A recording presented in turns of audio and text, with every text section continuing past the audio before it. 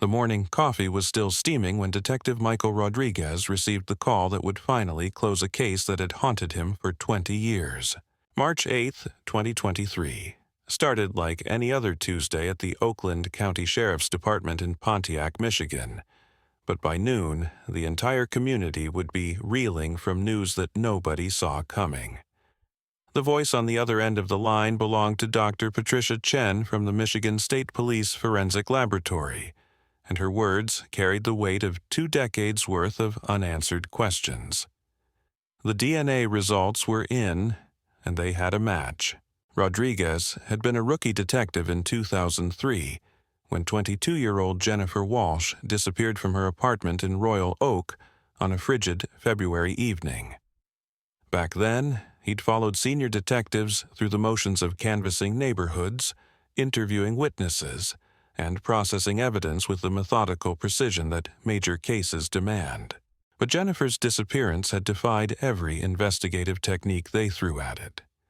No signs of struggle, no forced entry, no witnesses to her last moments alive. She had simply vanished from a locked apartment building, leaving behind nothing but questions that would consume careers and torment a family for the next 20 years. The case had all the hallmarks of an impossible mystery. Jennifer's purse remained on her kitchen counter, her keys hanging on the hook by the front door, her winter coat still draped over the back of her desk chair, where she'd left it after returning from her job at the community college library. Her laptop was open to an email she'd been typing to her sister in California, the cursor still blinking at the end of an unfinished sentence about weekend plans that would never come to pass. The apartment's deadbolt was engaged from the inside, the chain lock secured, and every window remained latched against the February cold. What made Jennifer's disappearance even more perplexing was the timing. Security cameras in the apartment building's lobby showed her entering at 6:47 p.m. on February 12, 2003, carrying a bag of takeout Chinese food and a stack of books she'd borrowed from the library. The cameras captured her waiting for the elevator, checking her phone, and disappearing behind the closing doors with what appeared to be a slight smile on her face. It was the last verified sighting of Jennifer Walsh alive. When her sister couldn't reach her for 3 days straight and Jennifer failed to show up for her shift at the library, campus security performed a welfare check that revealed the impossible scene. Jennifer's apartment was undisturbed, her takeout dinner still sitting in its bag on the kitchen counter, the containers unopened, and the receipt showing a timestamp of 6:32 p.m. on the day she vanished. The borrowed books were stacked neatly on her coffee table, and her cell phone was charging on the nightstand beside her bed, its battery at full power and no unusual calls or messages in its memory. The initial investigation had consumed massive resources and generated hundreds of tips from a community desperate to find answers. Jennifer was beloved by everyone who knew her. Students at the community college where she worked, neighbors in her apartment building, co-workers who described her as reliable and kind. She had no enemies, no troubled relationships, no financial difficulties that might explain a voluntary disappearance. Her parents, Robert and Linda Walsh, had flown in from their retirement home in Arizona within hours of learning their daughter was missing, transforming her apartment into a command center where they coordinated search efforts and fielded calls from reporters who sensed a story with legs. Detective Rodriguez remembered those early weeks with painful clarity. The case had consumed his life, driving him to work 18-hour days interviewing potential witnesses, following up on leads that invariably led nowhere, and processing evidence that seemed to offer no clues about what had happened to Jennifer Walsh.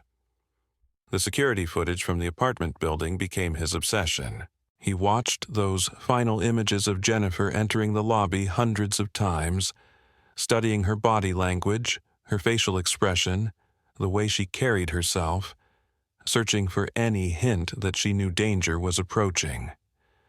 But Jennifer appeared completely normal, tired from a day of work, perhaps, but showing no signs of fear or distress. The investigation revealed uncomfortable truths about urban anonymity and the ease with which someone could disappear in plain sight. Jennifer's apartment building housed 120 units, but most residents couldn't identify their neighbors by name. The building's security system was more for show than actual protection. Cameras that recorded over themselves every 72 hours, keycard access that was routinely bypassed by residents who held doors for strangers, and a front desk that was staffed only during business hours. It was the kind of place where people came and went without attracting attention, where unusual sounds or activities were easily dismissed as someone else's business. The case attracted national media attention during the summer of 2003, when cable news networks were hungry for missing person stories that could fill 24-hour news cycles.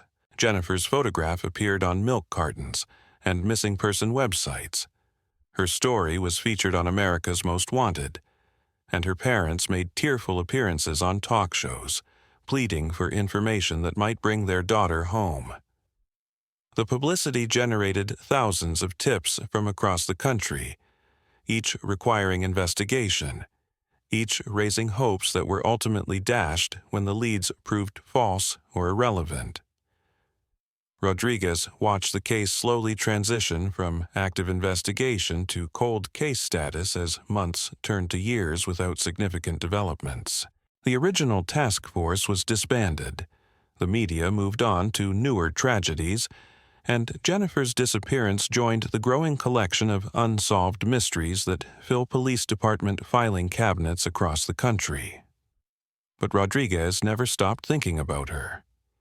Even as he worked other cases, earned promotions, and built a reputation as one of the department's most thorough investigators, Jennifer Walsh remained the case that got away, the one that challenged everything he thought he knew about how crimes unfold and how justice gets served. The breakthrough that would finally provide answers came from an unexpected source. In 2019, genealogical DNA testing had revolutionized cold case investigations, allowing forensic scientists to identify suspects through family connections that traditional DNA databases couldn't detect. Evidence from Jennifer's apartment that had been tested unsuccessfully in 2003 was resubmitted to the state laboratory, where new extraction techniques could isolate genetic material from samples that previous technology couldn't analyze. The crucial evidence came from a coffee mug found in Jennifer's kitchen sink, a mug that didn't match her dishes and showed no fingerprints when originally processed. Advanced DNA testing revealed male genetic material on the mug's rim, providing investigators with a profile that could be compared against genealogical databases containing millions of voluntary submissions from people researching their family histories. The process of identifying the DNA's source required months of painstaking genealogical research, building family trees that stretched back generations and forward through dozens of potential relatives. The investigation led to a name that would shock everyone who had followed Jennifer's case. Someone who had been hiding in plain sight for 20 years. Someone whose connection to Jennifer seemed so unlikely that investigators had never considered them a suspect. When Dr. Chen called Rodriguez with the DNA results, the detective felt a mixture of vindication and dread that comes with finally having answers to questions that have haunted your career. The name she provided belonged to someone Rodriguez knew personally. Someone who had been part of the original investigation, someone whose arrest would shatter the community's faith in the people they trusted most. The investigation that had begun with an impossible disappearance was about to end with an arrest that nobody saw coming. But first, Rodriguez needed to build a case strong enough to ensure that justice, delayed by 20 years, could finally be served. The name that Dr. Chen spoke over the phone hit Rodriguez like a physical blow to the chest. Thomas Mitchell, the building maintenance supervisor who had worked at Jennifer's apartment complex for 15 years, including the night she disappeared. Mitchell had been interviewed 3 times during the original investigation, had helped coordinate search efforts in the building's basement and storage areas, and had even attended Jennifer's memorial service 6 months after her disappearance. He was the friendly face who fixed leaky faucets and unstuck windows, the guy who knew every tenant by name and always had a joke ready when he encountered residents in the hallways. Rodriguez stared at the DNA report until the letters blurred together, his mind racing back through 20 years of interactions with Mitchell. The maintenance supervisor had been helpful during the original investigation, providing master keys when detectives needed access to vacant units, explaining the building's security systems and offering theories about how someone might have entered or left the building undetected. He had seemed genuinely concerned about Jennifer's welfare, asking for updates on the investigation and expressing hope that she would be found safe. The detective's hands trembled as he pulled Mitchell's file from the cold case archives, reviewing interview transcripts that now carried sinister implications. Mitchell had mentioned being in the building on the evening of February 12, 2003, responding to a complaint about heating problems on the third floor. His work orders, meticulously maintained in the building management office, showed legitimate service calls that would have given him access to the entire building during the time frame when Jennifer disappeared. The perfect cover for someone who wanted to move through the building without attracting suspicion. Dr. Chen explained that the genealogical investigation had taken 8 months to complete, tracing the DNA profile through multiple family lines before identifying Mitchell as the most likely contributor. The process had been complicated by Mitchell's limited online presence and the fact that his immediate family members had never submitted DNA samples to genealogical databases. The breakthrough came when investigators located a distant cousin who had participated in ancestry research, providing enough genetic overlap to narrow the search to Mitchell's extended family. Rodriguez immediately began surveillance of Mitchell, who still worked at the same apartment complex where Jennifer had lived 20 years earlier. The 58-year-old maintenance supervisor had never married, lived alone in a modest house 3 miles from the apartment building, and maintained the same routine he'd followed for decades. He arrived at work each morning at 7 a.m., spent his days responding to maintenance requests throughout the building, and left each evening around 5 p.m. to drive home to a life that appeared unremarkably ordinary. The detective watched Mitchell through binoculars as the maintenance supervisor went about his daily tasks, fixing a broken garbage disposal in Unit 4B, replacing light bulbs in the lobby, and chatting with residents who seemed to regard him as a friendly fixture of their building. Mitchell's demeanor appeared unchanged from Rodriguez's memories of their interactions 20 years earlier. Helpful, competent, and possessed of the kind of institutional knowledge that made him indispensable to building management. But now, Rodriguez saw something different in Mitchell's behavior, subtle signs that might indicate a man living with enormous psychological pressure. Mitchell's hands shook slightly when he unlocked doors.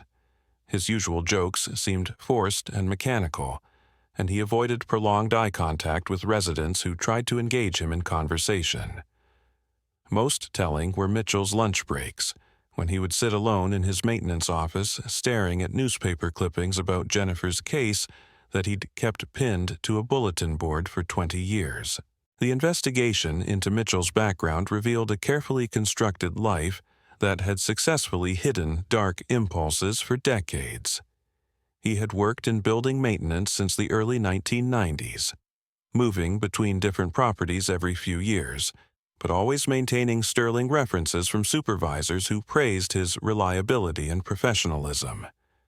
His criminal record was clean, except for a single arrest for public intoxication in 1987, and his employment history showed no gaps or unexplained absences that might suggest previous criminal activity.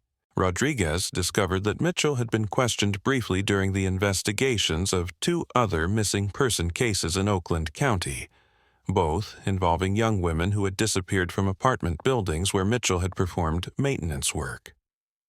In each case, Mitchell's alibis had been solid, his cooperation complete, and his demeanor helpful enough that investigators had quickly moved on to other suspects. The pattern was invisible when viewed individually, but when examined together, it suggested a predator who had perfected his method over many years. The detective's breakthrough came when he obtained a search warrant for Mitchell's residence, based on the DNA evidence, and the suspicious pattern of his presence at multiple crime scenes. The modest ranch house on Elm Street appeared unremarkable from the outside, its small lawn carefully maintained, and its exterior showing the kind of attention to detail that Mitchell brought to his professional work. But inside, investigators discovered a shrine to Jennifer Walsh that revealed the depth of Mitchell's obsession with the young woman he had killed. Jennifer's photograph covered an entire wall of Mitchell's basement office. Images that had been printed from newspaper articles, downloaded from missing person websites, and apparently taken without her knowledge during the weeks before her disappearance. The photos were arranged chronologically, creating a timeline of Jennifer's final days that showed Mitchell had been stalking her systematically before making his move. Hidden behind a false wall, investigators found Jennifer's missing belongings, her driver's license, credit cards, and a gold bracelet that her parents had mentioned during their original interviews with police. Most chilling was Mitchell's detailed journal, written in careful handwriting that documented his growing obsession with Jennifer and his planning for what he euphemistically called their special time together. The entries revealed that Mitchell had been using his master keys to enter Jennifer's apartment while she was at work, learning her routines, studying her habits, and preparing for the night when he would finally act on fantasies that had consumed his thoughts for months. The journal's final entry, dated February 12, 2003, described Mitchell's plan to approach Jennifer in her apartment under the pretense of responding to a heating complaint he had fabricated. He had calculated that the building would be quiet during dinner time, that most residents would be occupied with their evening routines, and that he could complete his crime and dispose of evidence before anyone realized Jennifer was missing. Rodriguez felt nauseated as he read Mitchell's account of Jennifer's final moments, written with clinical detachment that made the brutality seem even more horrifying. Mitchell described following Jennifer from the lobby to her apartment, using his master key to enter after she had settled in for the evening, and confronting her with intentions that she had desperately tried to resist. The struggle had been brief, Mitchell wrote, and Jennifer's death had been unintentional, a claim that Rodriguez found impossible to believe given the level of premeditation revealed in the journal entries. The disposal of Jennifer's body had been methodical and efficient, taking advantage of Mitchell's intimate knowledge of the building's systems and his access to maintenance areas that residents never saw. He had used service elevators and freight areas to move her body from her apartment to his maintenance truck without being detected by security cameras or witnessed by other residents. The location where he had buried Jennifer remained a secret he guarded carefully, even in his detailed journal, referring only to a peaceful place where she can rest. Mitchell's arrest on March 9, 2023, sent shockwaves through the Royal Oak community that had known him as a helpful maintenance worker for more than 2 decades. Residents who had trusted him with keys to their homes, who had welcomed him into their apartments to fix broken appliances and address maintenance issues, suddenly realized they had been living alongside a killer who had perfected his ability to hide in plain sight. The news broke during the evening rush hour, interrupting regular television programming with the kind of urgent bulletin usually reserved for natural disasters or terrorist attacks. Local news crews descended on the apartment building where Jennifer had lived and died, interviewing residents who struggled to process the revelation that someone they had known and trusted was responsible for a crime that had haunted their community for 20 years. The psychological impact on Jennifer's family was immediate and devastating. Robert and Linda Walsh, now in their 70s and living quietly in their Arizona retirement community, received the news through a phone call from Rodriguez that shattered 20 years of carefully constructed emotional defenses. Linda collapsed in her kitchen, the same room where she had spent countless hours during those first terrible months, manning phone banks and coordinating search efforts with volunteers who had since moved on with their lives. Robert's reaction was more complex, a mixture of relief that finally consumed him alongside a rage so pure it frightened his wife. For 2 decades, he had carried the burden of not knowing whether his daughter had suffered, whether she had been afraid in her final moments, whether she had called out for help that never came.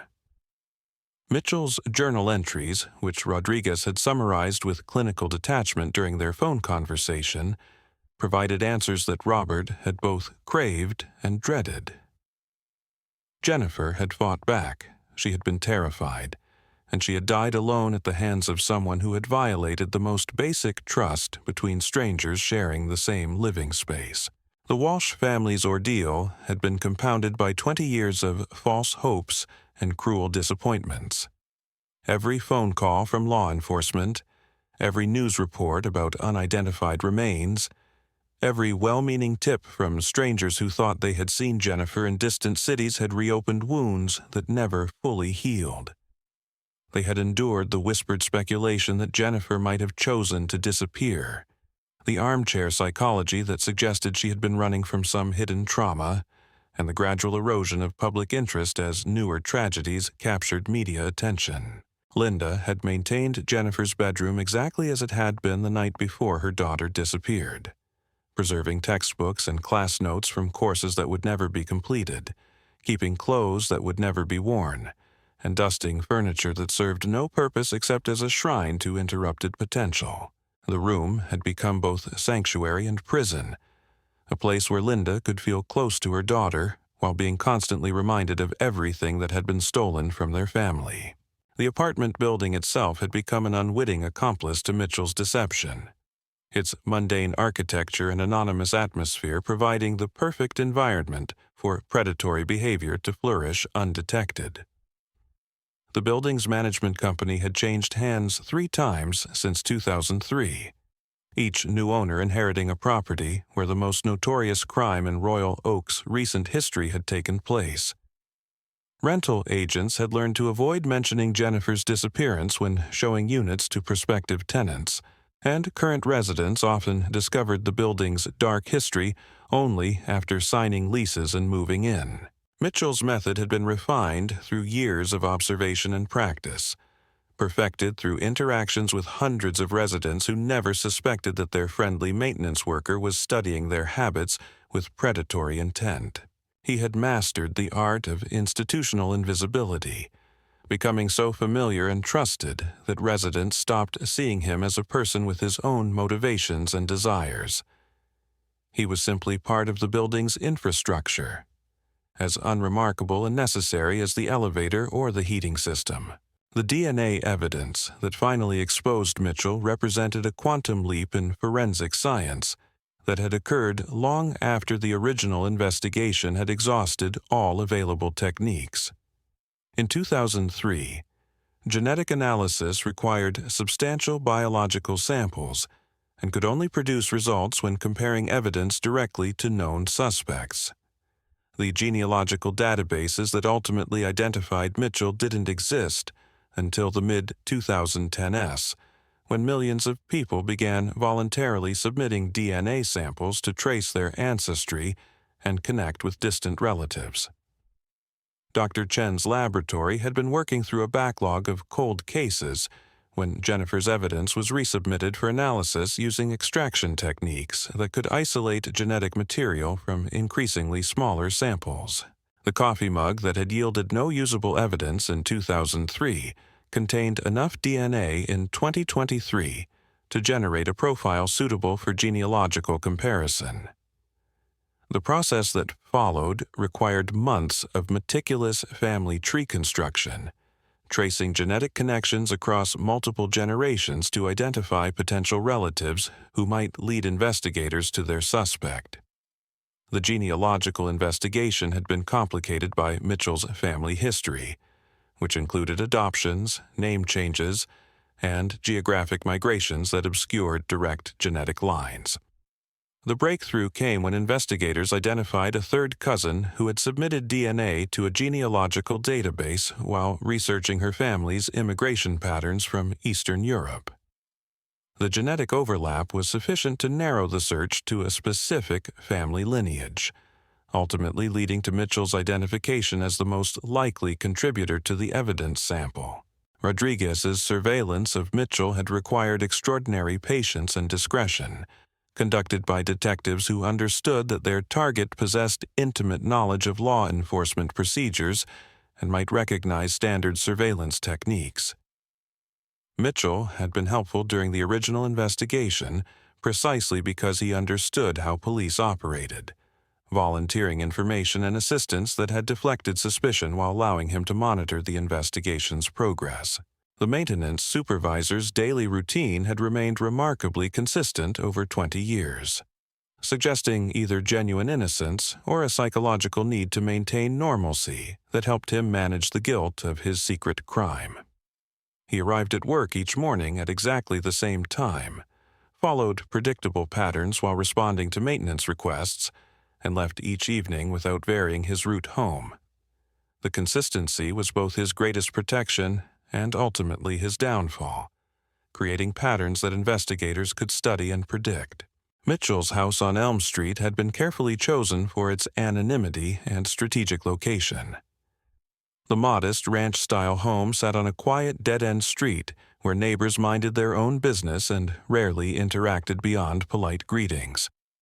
The property's mature landscaping provided privacy screens that prevented casual observation of Mitchell's activities, while its basement offered the perfect environment for the shrine he had constructed to memorialize his crime. The search warrant execution had been planned with military precision, involving multiple law enforcement agencies and specialists trained in processing crime scenes that might contain evidence from decades-old murders.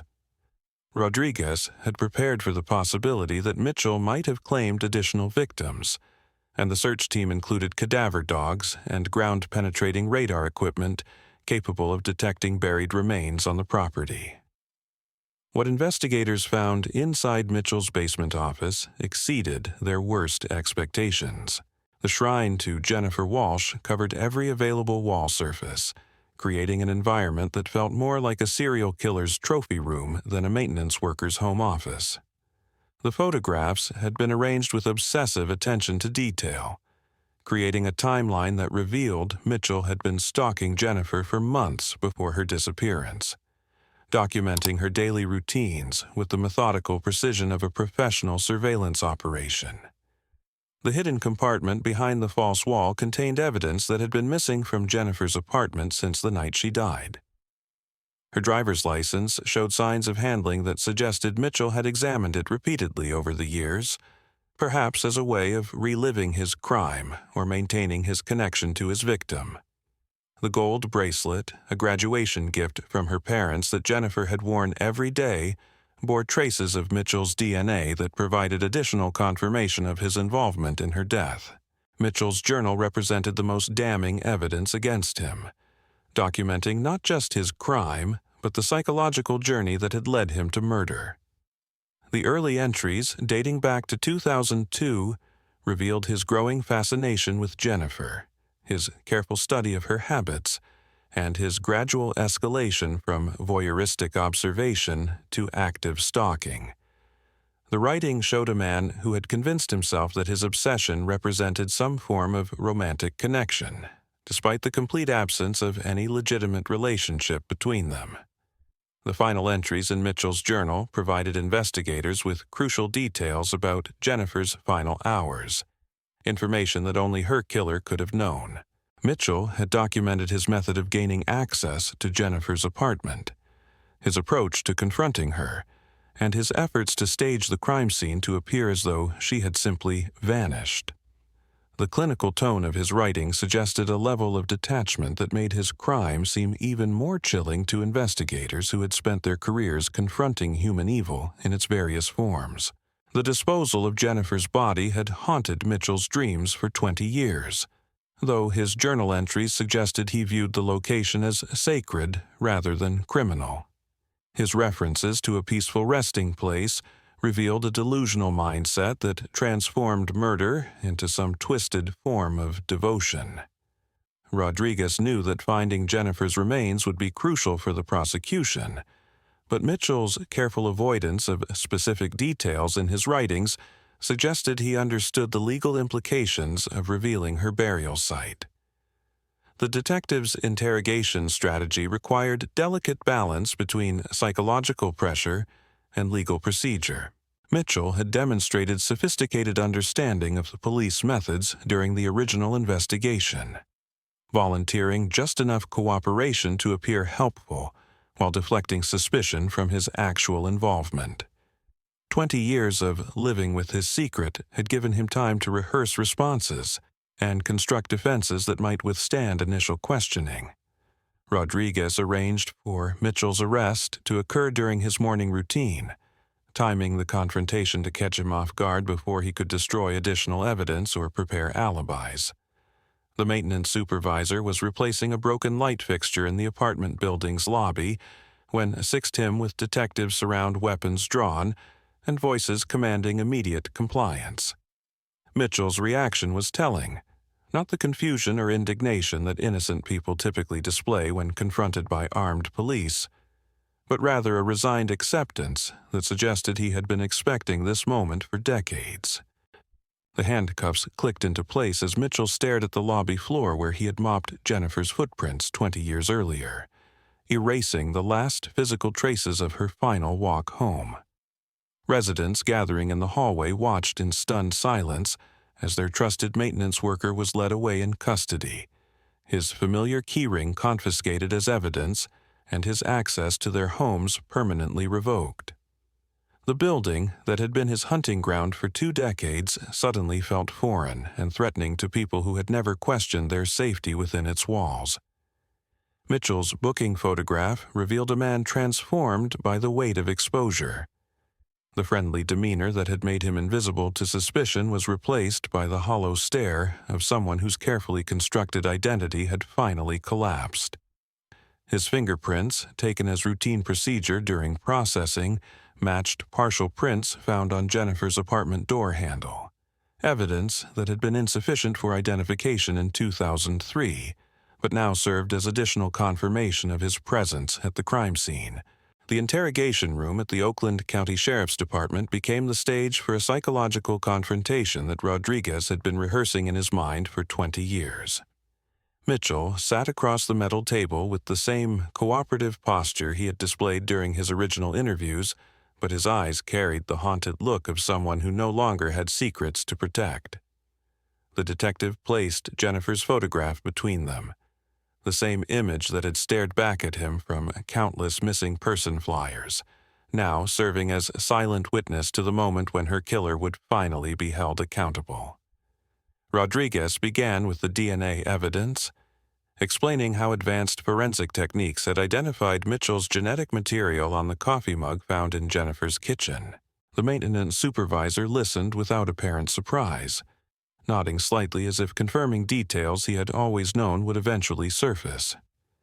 When pressed about his presence in Jennifer's apartment on February 12, 2003, Mitchell's carefully rehearsed denials crumbled under the weight of scientific certainty. The breakthrough came when Rodriguez produced pages from Mitchell's journal, reading aloud the detailed descriptions of Jennifer's final moments. The maintenance supervisor's composure shattered as his own words were reflected back at him, each sentence a damning admission of premeditation and cold-blooded murder. 20 years of maintaining his facade dissolved in minutes as Mitchell realized that his obsessive documentation had become the instrument of his own downfall. The confession that followed was fragmented and self-serving, filled with attempts to minimize his culpability and portray Jennifer's death as an accident that escalated beyond his control. Mitchell claimed he had only intended to talk to her, to express feelings he had been harboring since she moved into the building. According to his version of events, Jennifer had panicked when he entered her apartment, threatening to call police and struggling against his attempts to calm her down. The physical confrontation that followed had resulted in her death, Mitchell insisted. though his journal entries suggested a level of planning that contradicted his claims of spontaneous violence. Rodriguez pressed for the location of Jennifer's remains, the one piece of information that could provide closure to her family and complete the case that had defined his career.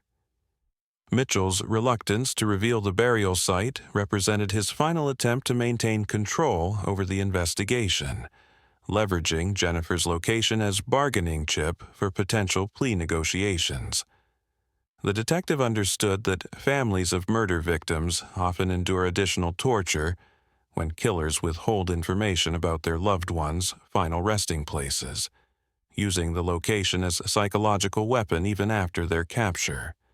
The media response to Mitchell's arrest was immediate and overwhelming, with news crews converging on Royal Oak from across the Midwest to cover a story that combined the elements of unsolved mystery, betrayed trust, and delayed justice that captivated public attention. The apartment building where Jennifer had lived and died became a focal point for reporters who interviewed current residents about their reactions to learning they had been living alongside a killer for decades. Many residents expressed feelings of violation that extended beyond sympathy for Jennifer's family to personal fears about their own safety and judgment. They had welcomed Mitchell into their homes, trusted him with their keys, and relied on his assistance with intimate domestic problems while remaining completely unaware of his predatory nature. The revelation forced them to question every interaction they had shared with him, searching for warning signs they might have missed and wondering whether they had ever been in danger themselves. The building's management company faced immediate legal scrutiny regarding their screening procedures and oversight of maintenance personnel. Mitchell's employment file contained 20 years of positive performance reviews and resident testimonials praising his helpfulness and reliability. Background checks conducted when he was hired had revealed no criminal history that would have raised red flags about his suitability for a position requiring access to residents' private spaces. Jennifer's former co-workers at the community college library organized a memorial service to honor her memory and support her family during the legal proceedings that would follow Mitchell's arrest. Many of them had moved on to different careers and cities in the 20 years since her disappearance, but they returned to Royal Oak to participate in a ceremony that finally acknowledged Jennifer as a murder victim rather than a missing person whose fate remained unknown. The service was held in the same library where Jennifer had worked, surrounded by books she had shelved and students she had helped with research projects that were now historical artifacts from a different era.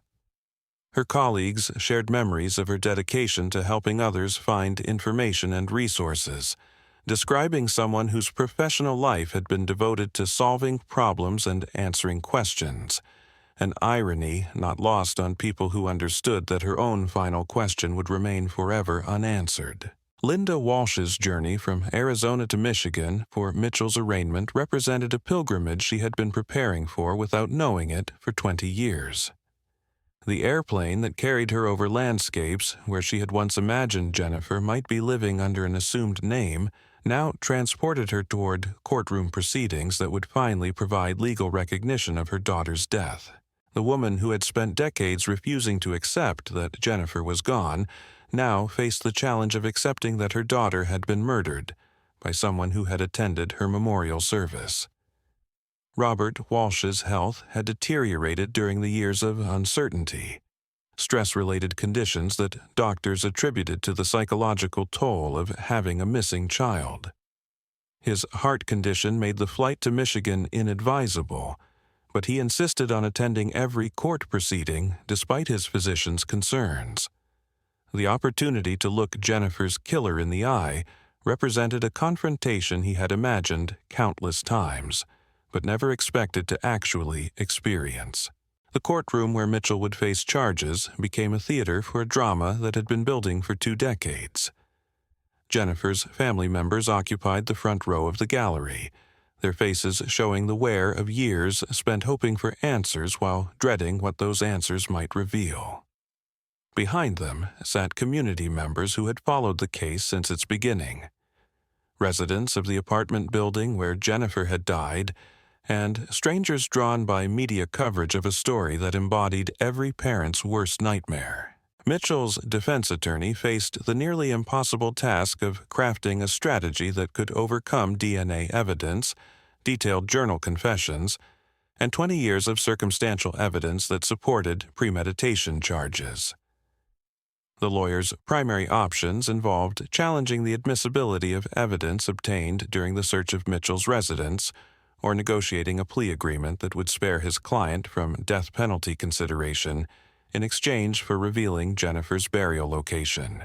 The prosecution's case was built on scientific evidence that had been impossible to obtain in 2003, but was ironclad by 2023 standards.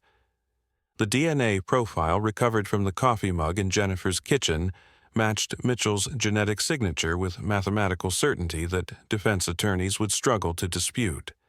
The genealogical investigation that had identified Mitchell as a suspect could be explained to jurors in terms that made complex genetic analysis accessible to people without scientific backgrounds.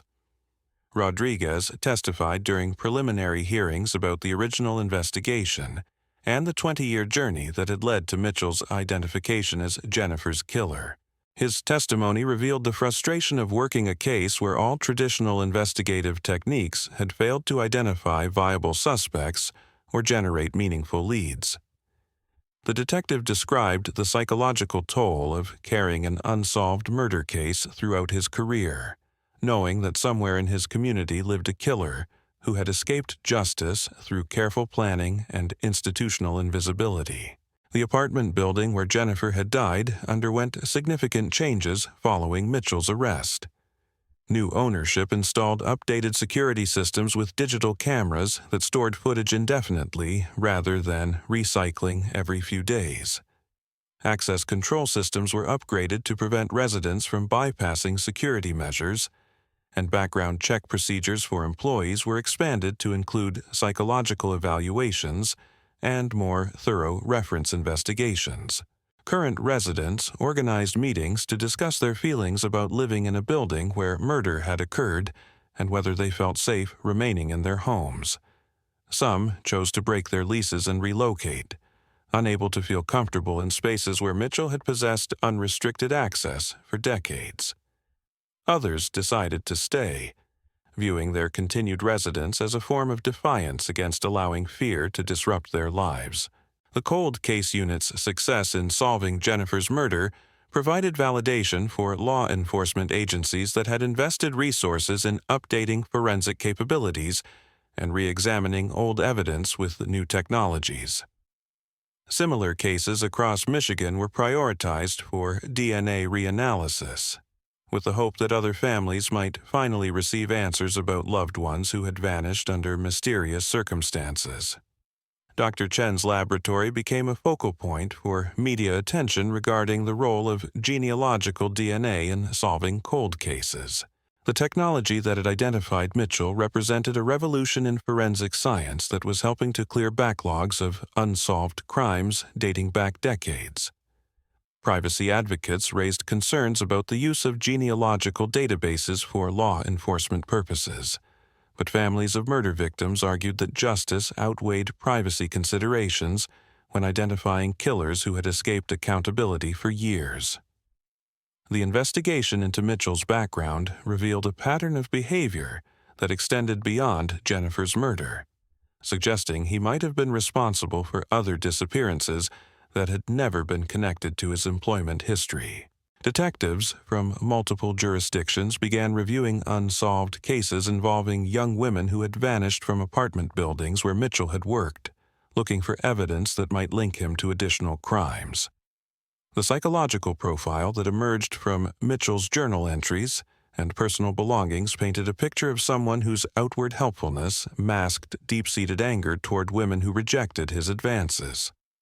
His writings revealed a man who felt entitled to access women's private spaces and personal lives, viewing his position as maintenance supervisor as providing legitimate cover for what was essentially stalking behavior.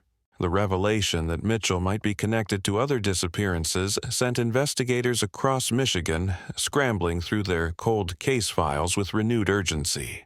Detective Rodriguez found himself fielding calls from jurisdictions as far away as Grand Rapids and Traverse City, where young women had vanished from apartment complexes during periods when Mitchell's employment record showed him working temporary maintenance contracts. Each conversation carried the weight of families who had been waiting even longer than the Walshes for answers that might finally be within reach. The pattern that emerged was chillingly consistent. In each case, the missing women had been young, lived alone, and had recently interacted with building maintenance staff shortly before their disappearances. Amanda Chen had vanished from her Detroit apartment in 1998, leaving behind an unlocked door and dinner still cooking on the stove. Sarah Martinez had disappeared from her Lansing complex in 2001. Her car found in the parking lot with keys still in the ignition. Michelle Thompson had walked out of the world from her Ann Arbor apartment in 2005, her morning coffee still warm when worried coworkers arrived for a wellness check. Mitchell's personnel files revealed a carefully constructed career that had given him access to hundreds of potential victims across southeastern Michigan. He had worked for building management companies that operated multiple properties, allowing him to move between locations without raising suspicion about his frequent job changes. His references were impeccable, filled with glowing testimonials from supervisors who praised his reliability and tenants who appreciated his willingness to work odd hours and respond to emergency calls. The psychological evaluation ordered by the court painted a portrait of calculated predation disguised as helpful service. Dr. Margaret Foster, a forensic psychiatrist who had spent 30 years studying criminal behavior, described Mitchell as a textbook example of what experts called an institutional predator, someone who deliberately sought employment that provided legitimate access to vulnerable victims. His maintenance position had been the perfect hunting ground, offering him keys to private spaces, knowledge of residents' schedules, and the kind of trusted familiarity that made potential victims lower their guard. The community's response to these revelations deepened the sense of betrayal that had already shaken Royal Oak to its foundation. Parents who had taught their children to be wary of strangers realized they had never warned them about the dangers posed by familiar faces: the maintenance worker who fixed their sink, the security guard who walked their building's hallways, the delivery person who knew their routines. The idea that predators could hide behind uniforms and service positions challenged fundamental assumptions about trust and safety that had guided their daily lives for decades. Jennifer's apartment building became an unintended shrine as the legal proceedings unfolded throughout the spring and summer of 2023. Flowers appeared daily at the entrance, left by strangers who had been following the case through media coverage and felt compelled to honor a young woman whose story had touched something deep in their own fears about urban anonymity. The memorial grew to include handwritten notes from people who had never known Jennifer, but recognized in her fate the vulnerability they all shared when living among strangers. The search for Jennifer's remains became Rodriguez's consuming obsession, as Mitchell continued to withhold information about her burial location despite mounting legal pressure. The detective understood that families of murder victims often endured additional torture when killers maintained control over their loved ones' final resting places, using location as a psychological weapon even after their crimes had been exposed. Every day that passed without recovering Jennifer's body represented another day of anguish for parents who had already endured 20 years of uncertainty. Mitchell's attorney, David Brennan, faced the nearly impossible task of mounting a defense against evidence that seemed ironclad from multiple angles. The DNA evidence was scientifically unassailable, the journal entries were written in Mitchell's own handwriting, and the physical evidence recovered from his home created a narrative of guilt that would be difficult to dispute before any jury. Brennan's strategy focused on negotiating a plea agreement that would spare his client from death penalty consideration in exchange for revealing Jennifer's burial location and providing information about any additional victims. The plea negotiations revealed the complex calculations that define capital murder cases in Michigan. Prosecutors wanted certainty of conviction and closure for Jennifer's family, but they also recognized that a lengthy trial might traumatize the Walshes further, while providing Mitchell with additional opportunities to manipulate the legal process. The promise of learning Jennifer's location carried enormous weight in discussions about appropriate punishment for crimes that had shattered multiple lives across 2 decades. Linda Walsh's testimony during victim impact hearings provided the courtroom with a devastating account of how Jennifer's disappearance had destroyed her family's foundation and redefined every relationship in their lives. She described 20 years of jumping at every phone call, hoping for news while dreading what that news might contain. She spoke about the holidays that became exercises in endurance, the birthdays marked by aging photographs, and the grandchildren who would never know their aunt except through stories about someone who had vanished before they were born. The financial cost of Mitchell's crimes extended far beyond the emotional devastation inflicted on Jennifer's family. The original investigation had consumed hundreds of thousands of dollars in police resources, laboratory analysis, and multi-jurisdictional cooperation that had yielded no arrests for 2 decades. The genealogical investigation that finally identified Mitchell had required additional tens of thousands in specialized analysis and family tree construction. The current prosecution would demand even more resources as investigators worked to determine the full extent of Mitchell's criminal activity. After 20 years of questions without answers, Jennifer Walsh could finally rest in peace. Thomas Mitchell's confession led authorities to a wooded area outside Royal Oak, where her remains were recovered and returned to her family for proper burial. Justice had been delayed, but it had not been denied, proving that some mysteries refused to stay buried forever. Thanks for watching Cold Case Mysteries. If you enjoyed this story, don't forget to hit the like button, subscribe, and ring the bell so you never miss our next case. And tell me in the comments, what do you think really happened?